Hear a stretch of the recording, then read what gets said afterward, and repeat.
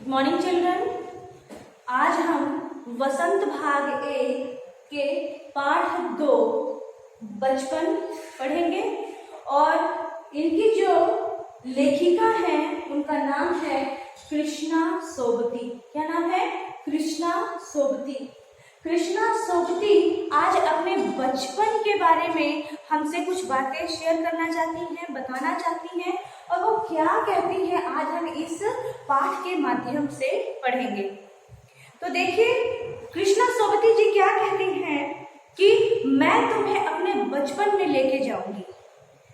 यानी बचपन उनका कैसा, यानी कि अगर देखा जाए तो आज वो हमारी दादी, नानी, बुआ या बड़ी मम्मी की उम्र की भी हो सकती है ना। वो हमारी तरह नहीं है, वो हमसे बहुत बड़ी है उम्र में।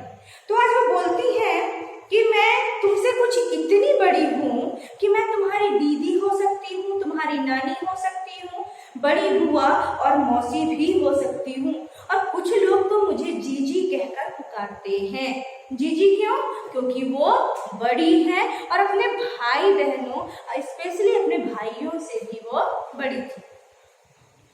अब वो कहती है कि हाँ, आज का जो दौर है, आज का दौर कैसा है?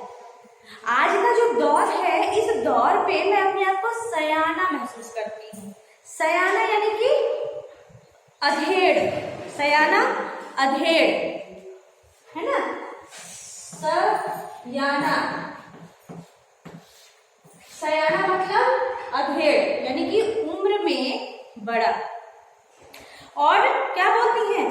शायद इसलिए कि मैं पिछली शताब्दी की हूँ। पिछली शताब्दी यानी कि हमसे कम से कम 50-60 साल पहले। ठीक है, जैसे कि 2000 का तक चल रहा, फिर 19, उसके पहले 19वीं का चल रहा था, तो वो हमसे पहले की थी, इसलिए बोल रही हैं कि मैं पिछली शताब्दी की थी, इसलिए मैं सयानी सी लगती हूँ। और मेरे पहनने ओढ़ने यानी कि लेखिका के पहनने ओढ़ने में भी बहुत बदलाव आया है। कैसे? क्योंकि जब वो छोटी थी तो कैसे कपड़े पहनती थी? वो रंग बिरंगे और डार्क रंग के, गहरे रंग के कपड़े पहनती थी, है ना। जिसमें क्या होता था? जिसमें फ्रॉक है, वॉकर है, निकर है, स्कर्ट है, लहंगे हैं, गरारे हैं इत्यादि। और कैसे रंग के होते थे? नीला, जामुनी, ग्रे, काला और चॉकलेटी। नीला, जामुनी, ग्रे, काला और चॉकलेटी, ये सब कलर के थे। और ये कलर कैसे होते हैं? डार्क होते हैं। कैसे होते हैं? डार्क होते हैं, है ना। तो इन सब कलर को मैं पहले पहनती थी। उसमें मेरे फ्रॉक होते थे, निक्कर होते थे, वॉकर होते थे, गरारा, लहंगा इत्यादि। पर आज की डेट में मैं क्या पहनती हूँ? क्योंकि जो मेरा उम्र है वो, मैं बड़ी हो चुकी हूँ, तो मैं क्या पहनती हूँ? मैं कुर्ती, लेगी और गोल घरारे वाले सूट पहनती हूँ, चूड़ीदार और घेरदार कुर्ते पहनती हूँ, है ना। बचपन के कुछ फ्रॉक तो मुझे अब तक याद है। कैसे थे? मेरा गोल सा गला था, उसके जो कॉलर थे वो गोल थे, घेरदार थे। पहले बचपन में जो हम फ्रॉक पहनते थे कैसे होते थे? घेरदार फ्रॉक होते थे। कैसे होते थे? घेरदार, बारीक चुन्नटों वाला, और उस चुन्नटों की वजह से उसमें बहुत ज्यादा घेर दिखाई देते थे। नीचे गुलाबी रंग का फ्रिल, है ना, गुलाबी रंग का फ्रिल जो हम पतले पतले जो रिबन जैसे यूज करते हैं उन चुन्नटों में वो था। उन दिनों फ्रॉक के ऊपर की जेब में रुमाल और बालों पे इतराते रंग बिरंगे रिबन का चलन था। आपको याद है कि मम्मी जब आपको फ्रॉक पहनाती है तो आपके फ्रॉक के मैचिंग का रिबन भी लगाती है। तो उसी तरह लेखिका को भी याद है कि जब मैं छोटी थी तो अपने बालों में रिबन लगाया करती थी और जेब में क्या रखती थी? रुमाल रखती थी। क्या रखती थी? रुमाल। लेमन कलर का बड़े प्लेटों वाला गर्म फ्रॉक जिसके नीचे फर टकी हुई थी। फर यानी और जो छोटे छोटे, जैसे आपने डॉगी के बाल देखे हैं ना, कैट और डॉगी के बाल, है ना, उसी तरीके से लंबे लंबे बालों वाला जो होता है वो फर कहलाता है। तो मैडम जो लेखिका थी वो कहाँ की थी? वो शिमला की थी। कहाँ की थी? शिमला। और हमको पता है शिमला जो है ठंडा एरिया है। कैसा है? ठंडा। तो वहां पे वो गर्म फ्रॉक पहनती थी। तो उनको याद है कि मैं गर्म फ्रॉक बड़े बड़े प्लेटों वाला, और उसके नीचे फर टका हुआ था। 2 ट्यूनिक भी याद हैं, एक चॉकलेट रंग का अंदर की कोटी प्याजी और दूसरा ग्रे और उसके साथ सफेद कोटी। कोटी जो स्वेटर हम पहनते ना, जो लड़कियां कोटी डालती हैं यहाँ तक की, है ना, वो उस कलर का वो पहनती थी। ठीक है, तो इस तरीके से अब आप देखेंगे कि लेखिका अपने बचपन के बारे में और क्या बताती है कि मुझे अपने मोजे और स्टॉकिंग भी याद है ना। बचपन में आप कौन कौन सा काम करते हो? अपना मोजा साफ करना, बैग अच्छे से रखना, है ना, अपना लंच पैक करना, ये सारे काम आप करते हैं या नहीं? पर लेखिका क्या करती थी, वो बताती है कि बचपन में हम अपने मोजे खुद धोते थे, है ना, नौकर या नौकरानी नहीं धोते थे, हम उन्हें नहीं देते थे। ये हमारा काम था कि हमें अपना मोजा साफ करना है, और जूते भी हम स्वयं ही पॉलिश करते थे। कपड़े या ब्रश का प्रयोग किया जाता था, ब्रश या ब्रश जिससे जूते पॉलिश किए जाते हैं, उससे क्या होता था, जूतों में एक नई चमक आ जाती थी। हालांकि अब नई नई किस्म के शू आ चुके हैं। पहले तो लेदर, ब्लैक या व्हाइट चलते थे, अब तो विभिन्न कलर के जूते चलने लगे हैं, है ना। कहना होगा कि ये पहले से कहीं ज्यादा आरामदेह है। क्यों? क्योंकि पहले आप अपने दादा नाना या पापा से पूछेंगे तो जो जूते वो बचपन में पहनते थे, उसको पहनते उनके पैरों में क्या होता था, वो जूते काटने लगते थे। मगर आज के डेट में वैसा नहीं है। आज के डेट में तो आप जैसा चाहो वैसा एकदम फ्लेक्सिबल, उससे भी ज्यादा सॉफ्ट या नरम जूते या स्लीपर या चप्पल खरीद सकते हैं, है ना। तो उनका कहना था कि जब हम नए जूते खरीदते थे तो सबसे पहले अपने पाँव में क्या करते थे, कॉटन रुई लगाते थे, ताकि वो जूते उन्हें काटे ना, है ना। और जूता लगा तो रुई मोजे के अंदर, यानी कि रुई को मोजे के अंदर डाल देते थे, जिससे कि वो जूते नहीं काटते थे। और साथ ही इलाज शुरू हो जाता था किसका, छालों का। छालों क्या, जो पैर में जब जूते काट देते थे या चोट लग जाती थी तो उससे जो फफोले होते थे ना, उसे छाले कहते हैं, उसका इलाज शुरू हो जाता था। फिर क्या बताती है कि जब कभी लंबी सैर पर निकलते तो अपने पास रुई जरूर रखते, जूता लगा तो रुई मोजे के अंदर। और हाँ, हमारे तुम्हारे बचपन में तो बहुत फर्क हो चुका, क्योंकि पहले तो कंपलसरी शूज ही पहना जाता था बाहर जाने के लिए, है ना। और ठंडा इलाका है शिमला, तो वहां के लिए तो शूज ही कंपलसरी है। हर शनिचर को हमें ऑलिव ऑयल या कैस्टर ऑयल पीना पड़ता था। ऑलिव ऑयल क्या है आपका, जैतून का तेल। क्या है वो, जैतून का तेल, ऑलिव ऑयल। और हर शनिवार को इसे क्यों पिलाया जाता था, इसलिए पिलाया जाता था क्योंकि शिमला जो है बहुत ठंडा जगह है और ये तेल गर्म होते हैं, और इसको पीने से उन्हें किसी भी प्रकार की खांसी, जुकाम जैसा कोई भी रोग नहीं होता था। तो लेखिका क्या कहती है कि वो उसमें से इतनी गंध आती थी कि उसे पीना बड़ा ही दुष्कर हो जाता था, इतना वो हमें प्रभावित करता था कि हम उसे पी नहीं पाते थे, लेकिन हमें पीना पड़ता था। और कहती है कि अगर हम नहीं भी पीते तो भी कुछ बिगड़ने वाला नहीं था, क्योंकि बच्चों को तो ऑलरेडी ज्यादा ठंड होती नहीं है। अगर ठंड होती भी है तो वो कम कपड़ों में ही बाहर खेलने के लिए निकल जाते हैं।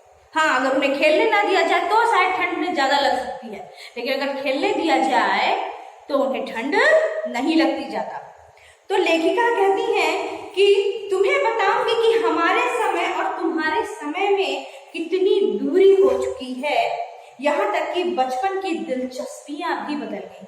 सही बात है, आज के बच्चे और पहले के बच्चों के बचपन में कितना अंतर है। आप सोचो जरा, आज के डेट में आप क्या करते हो, आप केवल टीवी है, मोबाइल है, कंप्यूटर है, लैपटॉप है, केवल यही तक आप सिमट के रह गए हो। मॉर्निंग में उठे, मोबाइल लिए बैठ गए, आंखों की भी खराबी, दिमाग की भी खराबी, क्योंकि 24 घंटे आप उसी चीज को देख रहे हो, आपके शरीर पर फर्क पड़ रहा है। आप ग्राउंड में जाके खेलना पसंद नहीं करते क्योंकि आपके पास मोबाइल है। इससे आपका फिजिकल, आपका शारीरिक विकास नहीं हो रहा।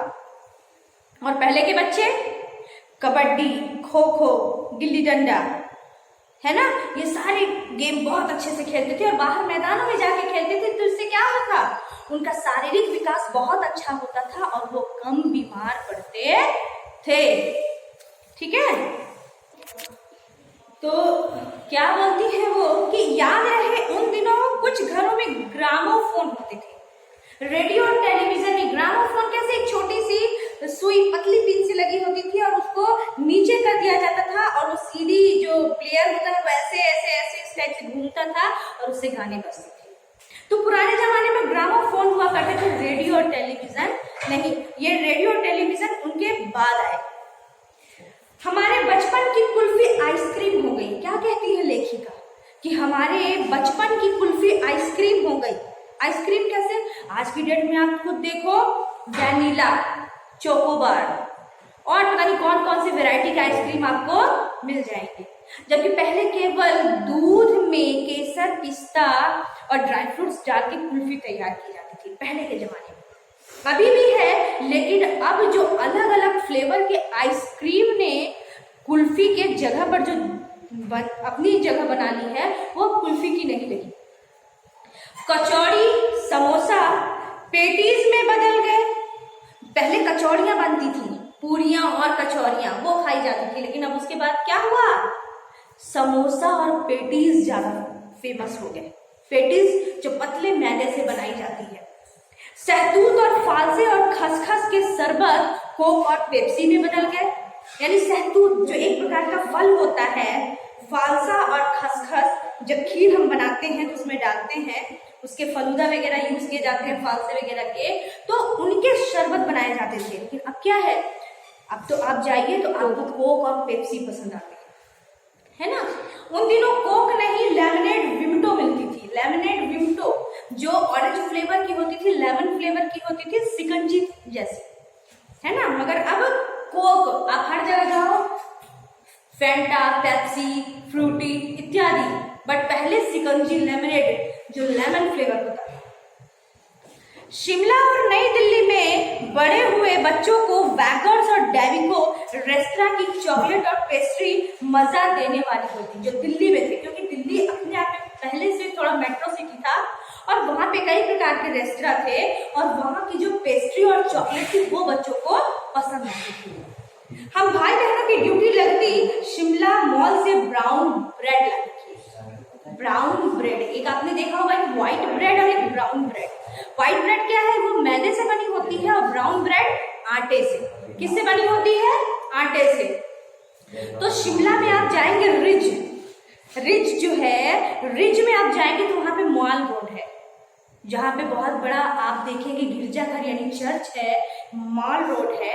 वहां पर काफी सारे जो पर्यटक विजिटर वहां पे घूमने आते हैं, तो वो शिमला का बहुत फेमस जगह है। वहां पे उसके आगे एक लक्कड़ बाजार है और काफी सारी शॉप यानी दुकानें हैं। तो लेखिका कहती कि हमारे जो हम भाई बहन थे, हम लोग, हमारी ड्यूटी थी कि मॉल रोड पर जाकर हमको ब्राउन ब्रेड वहां से लेकर आना है। हमारा घर मॉल से ज्यादा दूर नहीं था, एक छोटी सी चढ़ाई और गिरजा मैदान पहुंच जाते। गिरजा मैदान यानी कि सामने चर्च था और चर्च के सामने बहुत बड़ा सा ग्राउंड है, उसको गिरजा मैदान कहते हैं, रिज पर। तो वहां से उतरते और मॉल पर और कन्फेक्शनरी काउंटर पर तरह तरह की पेस्ट्री और चॉकलेट की खुशबू मनभावनी पेस्ट्री और चॉकलेट्स बनाए जाते थे। और आपको पता है कि जब उसकी महक आती है तो वो बच्चों को कैसी लगती है, बहुत ही अच्छी लगती है। हमें हफ्ते में एक बार चॉकलेट खरीदने की छूट थी। हफ्ते में एक बार क्यों, क्योंकि डेली चॉकलेट खाने से क्या होता है, दांत खराब होते हैं। बिल्कुल सही, दांत खराब होते हैं। इसलिए लेखिका के घर वालों ने सिर्फ हफ्ते में एक बार चॉकलेट खरीदने के लिए परमिशन दिया था, ठीक है ना। सबसे ज्यादा मेरे पास चॉकलेट टॉफी में स्टॉक रहता, मैं उनको जमा कर करके रखी रहती और चॉकलेट लेकर खड़े खड़े कभी ना खाती। कैसे खाती, अपने बिस्तर पर लेटकर चॉकलेट मुंह में डालकर और धीरे धीरे उसे क्या करती थी, चूसते रहती थी। इसके अलावा हम क्या लेते थे, चेस्टनट, रसभरी इत्यादि, ये सब छोटे छोटे चॉकलेट हुआ करते थे। और इसके अलावा गरम चना और अनारदाने का चूर्ण भी, है ना, चना और अनारदाने का चूर्ण, उसमें बच्चे नमक बुरकवाते थे। नमक बुरकवाना यानी कि छिड़काव करना, जैसे हम अनार और चने के दाने लेते थे ना, उसमें हम नमक का छिड़काव करते थे। उसमें कुछ गरम मसाला होता था, चटपटा नमक होता था, जिससे उसकी स्वाद भी चटपटी आती थी, खट्टी मीठी जैसी। और इसके अलावा जो लेखिका थी शिमला की थी, तो बताती है कि बचपन में हमने किसकी सवारी की है, घोड़ों की। किसकी सवारी की है, घोड़ों की। तो घोड़ों की जो सवारी है वो लगभग सारे बच्चों को मिला ही होगा। इसके अलावा वो बताती हैं कि हम जाने क्यों घोड़ों को कुछ कमतर करके समझते, उन पर हंसते। ननिहाल के घोड़े खूब हष्ट-पुष्ट और खूबसूरत होते थे, उनकी बात फिर कभी। शाम को रंग बिरंगे गुब्बारे, सामने जाखू का पहाड़, जाखू एक पहाड़ है, वहां पे एक बजरंगबली का मंदिर है, बहुत ऊंचा मंदिर है और बंदरों की तादाद बहुत ज्यादा है ना। इसके संगीत से प्रभु यीशु स्वयं कुछ कह रहे हैं और चर्च की घंटियां, उनके प्रेयर, ऐसा लगता था कि प्रेयर में कुछ न कुछ बताया जा रहा है या यीशु सुन रहे हैं। सामने आकाश पर सूर्यास्त हो रहा है और गुलाबी सुनहरी धारियां नीले आसमान पर फैल रही हैं। स्कैंडल पॉइंट की भीड़ से उभरता कोलाहल, रिज पर रौनक, घूमने वाली जगह है, प्लेस है, जगह जगह पे लाइट्स और विजिटर यानी टूरिस्ट की भीड़ मन को लगने वाली लगती थी, है ना। सरवर स्कैंडल पॉइंट के ठीक सामने उन दिनों एक दुकान हुआ करती थी, जिसके शोरूम में शिमला कालका ट्रेन का मॉडल बना हुआ था। शिमला कालका ट्रेन जो चलती है वो छोटी रेलवे लाइन है और आज भी आप वहां पर जाकर घूम सकते हैं। एक और लाल टीन का छत वाला स्टेशन और सामने सिग्नल देता खंबा, थोड़ी थोड़ी दूर पर बनी सुरंगें, जिसे पार करता हुआ ट्रेन आगे बढ़ता जाता था। पिछली सदी में तेज रफ्तार वाली गाड़ी वही थी, छोटी रेलवे लाइन की। अब आज तो कई सारी ट्रेन और जैसे शताब्दी express, super fast train express इत्यादि ये सब बन गई हैं, है ना। और बच्चे उन्हें देखने और बाहर दौड़ते दिखता एक भारी भरकम पक्षी उड़ा जा रहा है। ट्रेन के बाद जब हवाई जहाज बच्चे देखते थे तो उनको लगता था कि बहुत बड़ा भारी पक्षी आ रहा और उड़ता हुआ जा रहा है। बच्चों की भीड़ दौड़ जाती थी उसे देखने के लिए, है ना। यह एक गाड़ी के मॉडल वाली दुकान के साथ और एक ऐसी दुकान थी जो मुझे कभी नहीं भूलती। आपके स्मृति में भी कुछ ऐसी चीजें होती हैं जो आप कभी नहीं निकाल पाते, वो आपको बुढ़ापे तक याद रहती है, बड़े होते तक याद रहती है। तो लेखिका को भी वो याद है कि जहां मेरा पहला चश्मा बना वहां आंखों का एक डॉक्टर था जो अंग्रेज था। कैसा था? अंग्रेज। शुरू शुरू में चश्मा लगाना बड़ा अटपटा लगा, लेकिन बाद में मुझे इसकी आदत पड़ गई। और कुछ लोग कहते दूध पिया करो, हरी सब्जी खाया करो, जिससे तुम्हारी आंखें ठीक रहे। पर डॉक्टर ने तो पूरा आश्वासन दे दिया था, लेकिन मेरे भाई मुझे बहुत ज्यादा लंगूर कहकर चिढ़ाते थे। क्यों? क्योंकि जैसे मैं चश्मा लगाती थी तो मेरे भाई चिढ़ाने लगते थे लेखिका के भाई कि देखो देखो कैसी सूरत है ना। आंख पर चश्मा लगाया ताकि सूझे दूर की, यह नहीं लड़की को मालूम सूरत बनी लंगूर की। ये कौन चिढ़ाता था? लेखिका के चचेरे भाई। वो बोलते थे कि तुमने चश्मा तो लगा लिया, सोचती हो कि तुम दूर का देख लोगी, लेकिन तुम्हें यही नहीं पता तुम्हारी सूरत कैसी दिख रही है, एक लंगूर की तरह दिख रही है। कैसी दिख रही है? लंगूर की तरह, है ना। जब चाय पीकर चले गए तो मैं अपने कमरे में जाकर आईने के सामने खड़ी हो गई और अपने आप को देखा। बार बार वो चश्मा लगाऊं उतारूं, लगाऊं उतारूं, फिर सोचती क्या सूरत बनी लंगूर की? मेरे ध्यान में आता नहीं, सूरत लंगूर की नहीं है। मैंने अपने छोटा भाई का टोपा उठाकर सिर पर रखा, कुछ अजीब सा लगा, अच्छा भी था और मजाकिया भी। तब की बात थी, अब तो चेहरे के साथ घुल मिल गया है। चश्मा अब कभी उतरा तो चेहरा खाली खाली सा लगता है। अब यहाँ पे लेखिका कहती है कि टोपा, काली फ्रेम, चश्मा, लंगूर की सूरत और उन दिनों सिर पर टोपी लगाना पसंद करती हूँ। यानी कि आज के टाइम पे जब मैं सयानी हो गई तो मैं लगाती हूँ सिर पे टोपी।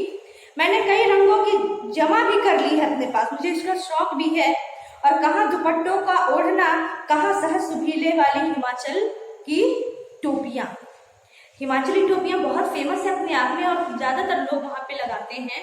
तो लेखिका को वो सारी बातें याद है जो उन्होंने अपने समय पे बिताई। आज वो गहरे रंग के कपड़े नहीं पहनती हैं, हल्के रंग के कपड़े पहनती हैं, टोपियों का शौक रखती हैं, टोपियां इकट्ठा करके रखती हैं। चश्मा जो उन्हें उनके भाई लंगूर कहकर चढ़ाते थे, उन्हें भी उसकी आदत हो चुकी है। ठीक है ना। तो ये सारी चीजें वो समझाती है कि हमारा बचपन और आपके बचपन में कितना ज्यादा डिफरेंस था। अब इस चैप्टर को आप ध्यान से सुनेंगे और इस चीज को इमेजिन करेंगे और एक लिस्ट भी बनाएंगे कि क्या क्या अंतर है उनके बचपन में और आपके बचपन में। उनको क्या पसंद था, आपको क्या पसंद है, उनके जमाने में क्या हुए और आपके जमाने में क्या बने। चलिए, थैंक यू।